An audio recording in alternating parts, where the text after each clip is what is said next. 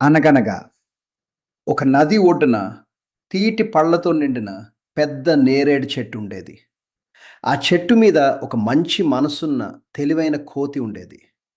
ప్రతిరోజు నదిలోన ఒక మొసలి ఈదుకుంటూ వచ్చి ఆ చెట్టు కింద విశ్రాంతి తీసుకునేది. మిత్రమా మొసలి, నువ్వు ప్రతిరోజు ఇంత దూరం వస్తున్నావు. ఇదిగో ఈ తాజా నేరేడు పళ్ళు తిను. చాలా తీయగా ఉన్నాయి. అబ్బా, ఎంత రుచిగా ఉన్నాయో! మా ఆవిడ ఇలాంటి పళ్ళు ఎప్పుడు తినలేదు. తన కోసం కొన్ని తీసుకెళ్తాను. ఇస్తావా? తప్పకుండా. నీకెన్ని కావాలంటే అన్ని తీసుకెళ్ళు. స్నేహితులంటే పంచుకోవాలి కదా! పళ్ళే ఇంత తీయగా ఉంటే ఆ కోతి గుండె ఇంకెంత తీయగా ఉంటుందో! నాకు దాని గుండె కావాలి. రేపు దాన్ని ఇక్కడికి తీసుకురా. ఏమిటి? వాడు నా స్నేహితుడు. నేను ద్రోహం చేయలేను. నువ్వు తీసుకురాకపోతే నేను అన్నం మానేస్తాను. అప్పుడు నేను చచ్చిపోతాను. అదంతా మీ తప్పే. మిత్రమా, నీ పళ్ళు మా ఆవిడ చాలా నచ్చాయి. నీకు కృతజ్ఞతలు చెప్పాలనుంది. మా ఇంటికి విందుకు రా.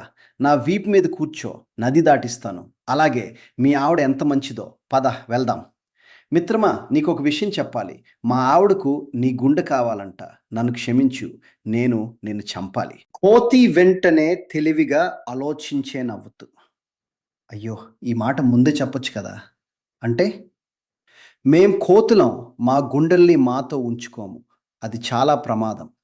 నేను నా గుండెను చెట్టు తొర్రలో భద్రంగా దాచాను. వెనక్కి వెళ్దాం పద, తీసుకొచ్చిస్తాను. ఓరి మూర్ఖుడా! ఎవరైనా గుండెను బయట పెట్టుకుంటారా?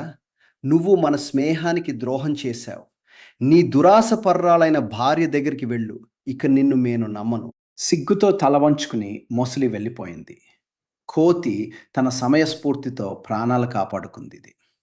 నీతి: ఆపదలో ఉన్నప్పుడు బలం కంటే బుద్ధి గొప్పది. గుడ్డిగా ఎవరిని నమ్మకూడదు. అందుకే పిల్లలు, మన పెద్దలు చెప్పారు, బుద్ధి బలం కన్నా గొప్పది.